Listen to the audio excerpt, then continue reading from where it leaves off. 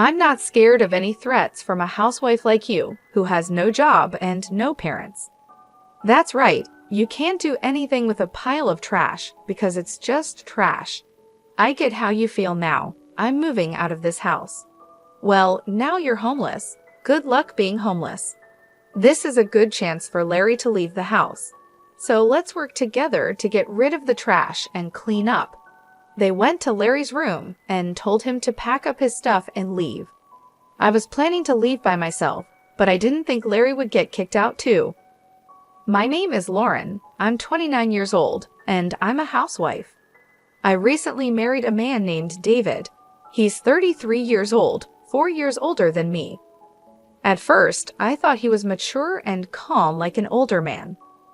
Since he often talked about his mother, I thought he was a good man who cared about his family. But after we got married, I saw my husband's true personality. On our wedding day, my mother-in-law was very nice to me, and I thought we would have a very happy marriage.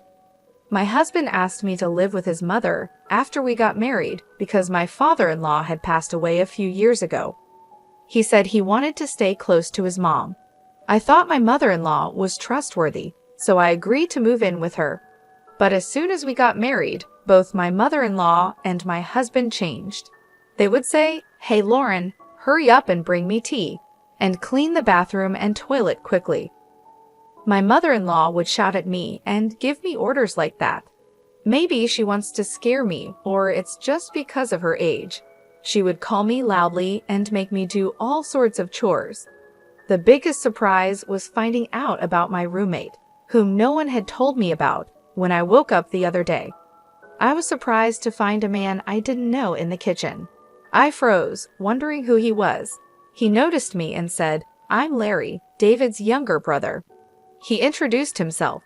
I had never been told that David had a brother, let alone a roommate, so that was a shock.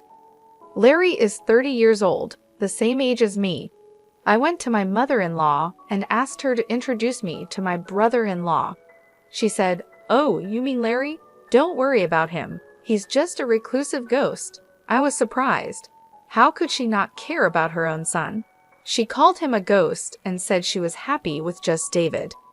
She said Larry was just a useless hermit who only went out for shopping and stayed home the rest of the time. I was shocked by her words. I felt disappointed in my mother-in-law and couldn't believe how much she had changed since we got married. It was sad to see her discriminate against her own son. I am an only child and have no siblings, so I couldn't compare. I would be shocked if my own mother said such things about me or ignored me. My parents are already dead, and I envy families that are alive and together. I hoped that at least parents and children could get along. I asked my husband about Larry when he got home from work. I thought maybe brothers could get along, but my husband was cold. He said, "Leave him alone. Just pretend he doesn't exist. He won't harm you." He said it dismissively, as if he had forgotten to mention it. I was disillusioned by how he called his own brother heir. My husband had no family memories or anything. He was just a mama's boy. I finished my chores for the day and went upstairs, feeling regret about my marriage. Then I bumped into Larry, who was just going to the bathroom. "You married my brother, didn't you?" Larry said to me. "Yeah, what's wrong?" I replied, "I'm sorry, it's nothing. But I won't say anything bad. You'd better get out of here." "What?" I asked, confused. "I'm sorry, but you should get a divorce," he said. I was a little offended and confused. I was shocked at how my husband and mother-in-law acted. I married my husband because I loved him. It's unbelievable that Larry would ask me to end our marriage after just one day. "It's none of your business. I can handle it," I said. "I'm a competitive person." "I'm sorry about that," said Larry. "I'm also sorry for my outburst," he added, bowing his head. I thought he was acting strange. Until a little while ago, I thought I understood why my mother-in-law, and I felt uneasy about the rules. He apologized so politely that I'm not sure if he really meant it. Maybe he was just trying to be nice and warn me. As I was thinking about that, Larry said, "Excuse me," and went into his room. My mother-in-law and husband say my brother-in-law is a strange recluse, but to me, he seems like a decent person who deserves respect. The next day, while I was putting breakfast on the table, Larry came down to get a drink.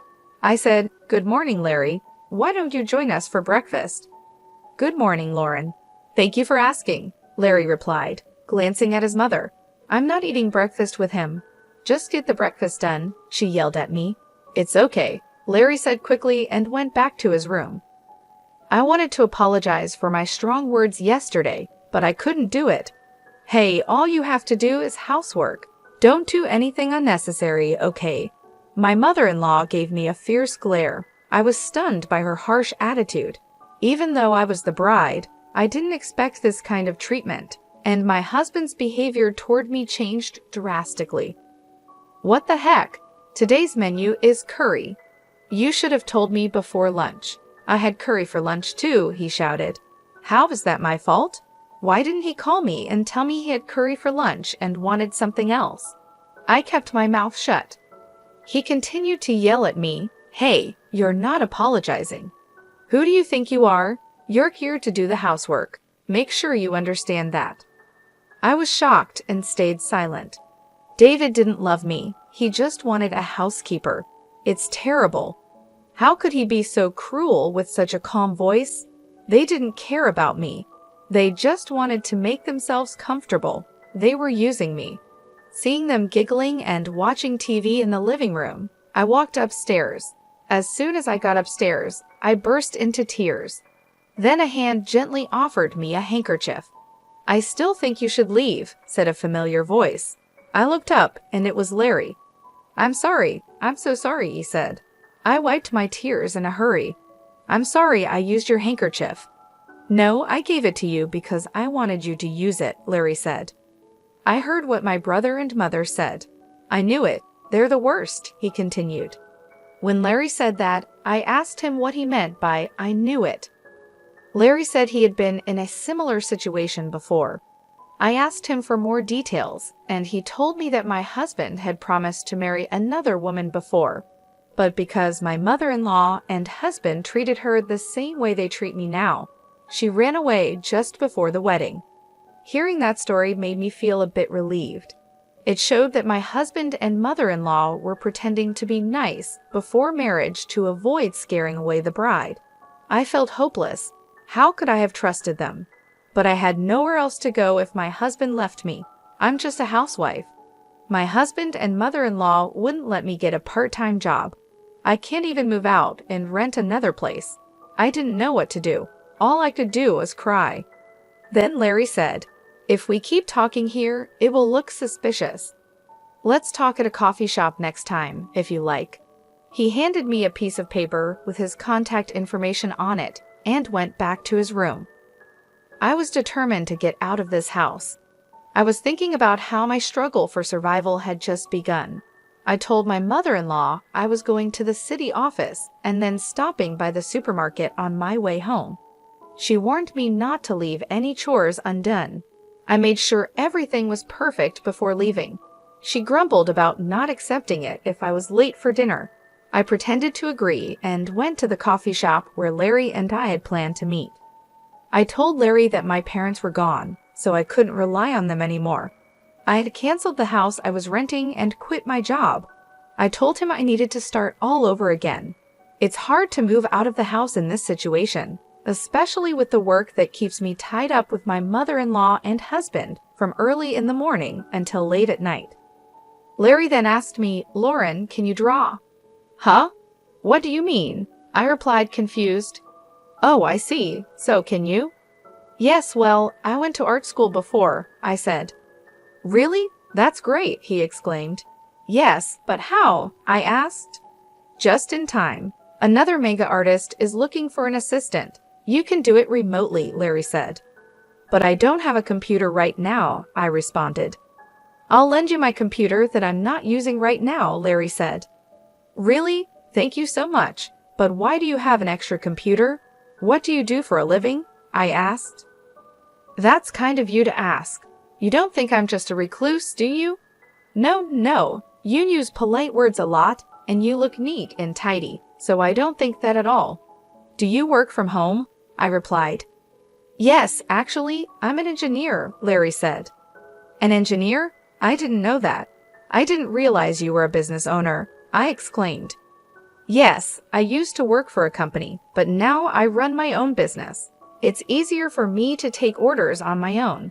We also have web designers as employees. We only have a few people, so everything is done remotely, he explained. I see, so that's why you're home all the time. But your mother and David said you're just home doing nothing. Haven't you told them the truth? I asked. I don't see any benefits in telling those two, Larry replied. True, but if you're such a good manager, why don't you just leave that house? I wondered. Larry then shared his thoughts with me for the first time. Let's not talk about me. I need to introduce you to the manga artist, he said. Larry made a phone call right away, and soon a remote interview was set up for me. I was going to have an interview with the manga artist on Wednesday. My mother-in-law usually had lessons after which she would go out with other participants, so I could do the remote interview then. I seemed to make a good impression in the interview and got hired immediately. Considering my situation, they said they would send the hiring documents in an envelope addressed to Larry, so I was all set for the job. Next, we needed to find a place for me to stay. I have a friend who works for a real estate agency. He can give you a good deal, Larry told me. Who is this guy? He seems to have all kinds of resources. Our search for a new place to stay went well, and we were able to sign a contract for a place that met my needs. Just when everything was starting to go smoothly, I had a fight with my husband one day. Hey, where's dinner? My husband woke me up while I was sleeping in the bedroom. He was a bit drunk, like he had just come home from drinking. Dinner? It's midnight. Besides, you said you didn't want to eat because you were going out for drinks, I said. Shut up. The king is home, and you don't even get up to greet him. Now you say you didn't make dinner? You're a bad wife, so useless. His words made me really angry. Do you have any idea how hard I've been working with your mother for you? How can you act so superior to me? That's because you're my wife. A wife should support her husband, and your job is to take care of the house. If you can't do your chores, don't go against me. A wife who can't do the housework is just like trash. As my husband said this, I heard the door open. My mother-in-law left in an awkward way. You're just like trash. Larry is also trash, and this place looks like a dump. My husband sneered as my mother-in-law agreed. Yes, let's take out the oversized trash, he added. What did you just say? I asked him. He opened the drawer and pulled out a piece of paper. This is what I mean. It's a divorce paper. You're no good to me anymore. I'm going to find another wife who can take your place. That's why I'm divorcing you. Get out of my house. You're disgusting. You think your wife is just a slave.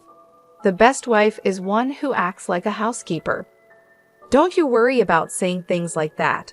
I hope you regret what you just said one day, I replied. What are you trying to say? I'm not afraid of any threats from a housewife with no job and no parents like you, he laughed. My husband and my mother-in-law laughed together. That's so true. You can't do anything about it because you're just trash. Well, I understand how you feel now. I'm going to move out of this house. I said that and signed the divorce papers. Then I left. I put the divorce papers in my bag and started to pack my stuff. My mother-in-law and husband watched me with grins on their faces. Now you're homeless. What on earth are you going to do now? Well, it's none of our business anymore. Good luck, homeless lady. Oh, and Larry, this is a good time for him to get out too. Yeah, let's take out the trash and clean this place up. After we get rid of him, we'll tear down the wall and make it bigger and more comfortable. My husband and mother-in-law were already talking about what they would do after we were kicked out. Then they went to Larry's room and told him to pack up his belongings and leave. I was planning to leave anyway, but I never thought they would kick Larry out too. I kind of regretted letting my emotions take over and having a fight with my husband. I'm sorry, Larry. It's my fault. No, don't worry about it, Larry said. I already realized I can't live with them anymore. Besides, I have other things I'm interested in. Maybe it was lucky we had that fight, he smiled. It seemed like Larry wasn't bothered by leaving, which made me feel a bit better. 5 days later, on Wednesday, when my mother-in-law was out of town, Larry and I called a moving company and moved out. After we finished moving, my mother-in-law called my new place. "Don't worry, we have already left," I said. "Larry came with you, didn't he?" she asked. "Yes, we moved out together." "I'm glad I don't have to see you guys anymore," she said happily and hung up. But what she didn't know was that Larry and I were planning revenge. I managed to move my belongings and start a new life just in time. Thanks to Larry, I got a lot of money from my husband in the divorce. Larry had recorded what my husband and mother-in-law said during the fight. Their words were considered harassment, which helped prove the divorce was my husband and mother-in-law's fault. I was able to claim a lot of money as revenge on my husband. Larry's friend, a lawyer, helped me get the alimony. My husband was shocked and accepted the payment. I was really grateful for Larry's help and decided not to mention it anymore. A few days later, I got a lot of phone calls from my ex-mother-in-law. It felt like a demon knocking at my door. I realized I had forgotten to block her number, so I had no choice but to answer the phone. "Lauren, where are you?" she demanded. "There's no way I'll tell you that. We're strangers now," I replied. "Please don't say that," she begged. "I'm calling because, where's Larry?" she asked. "Huh, why are you asking about Larry?" I replied. "I'm looking for him, but I can't reach him anymore," she said. "That's too bad. Maybe he doesn't like you anymore," I said, trying to provoke her. Then someone else took the phone. "Don't be silly. You two moved out together. You must know where he is. You're a bunch of jerks." I did know where Larry was, but I wasn't going to tell them. "I'm afraid I don't know. You'll have to find him yourself," I said. "Where the heck are you anyway? You don't have a home, a job, or a place to live. If you're willing to beg, I might let you come back, but you'd have to be my housekeeper," she said. "Who's coming back to you? I have a job and a place to live. I'm not going back to you," I replied. "That's a lie," she shouted. My ex-husband was surprised because he didn't know I could get everything sorted out so quickly. I didn't bother to correct him. "Please don't call me again. If you call me or come near me, I'll call the police," I said, and then hung up the phone. I blocked my mother-in-law's number right away. I had already blocked my ex-husband's number. They were so panicked because they had just realized something important. They thought my father-in-law had left them a lot of money, but it was Larry who had been sending money to his mother's account every month. My mother-in-law thought Larry was just a lazy person with no job. They couldn't believe that the bank had divided my father-in-law's inheritance. When Larry was kicked out of the house, he stopped sending money. That's why there were no more transfers at the expected time. They must have finally realized who had been providing the money, but it was too late. Larry had already cut ties with his mother and brother. My ex-husband had no money to pay alimony, and my ex-mother-in-law was living off the money Larry sent every month. If the money stops coming in, she's going to be in a lot of trouble. Well, they both got what they deserved. I don't feel sorry for them at all. By the way, Larry bought a nice apartment in New York and is living there comfortably. Why is he so rich? Why did he send money to his parents and stay there all those years? It's because he made a promise to his father. Unlike his mother, Larry's father loved him a lot.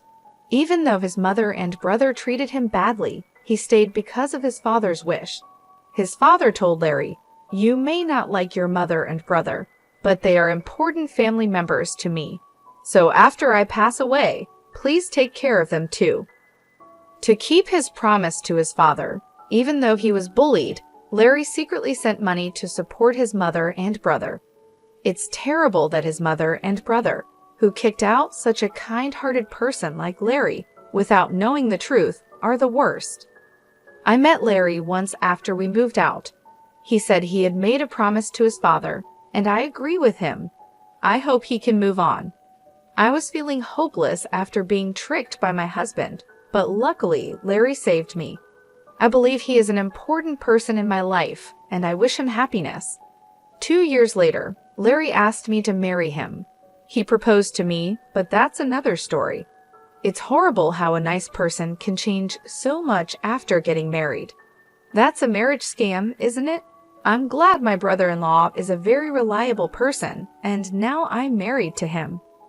Anyway, I overcame the obstacles and feel relieved that happiness is finally in my hands. Please let me keep having these happy days. Thank you for watching until the end. Please subscribe to our channel if you liked this. See you in the next video.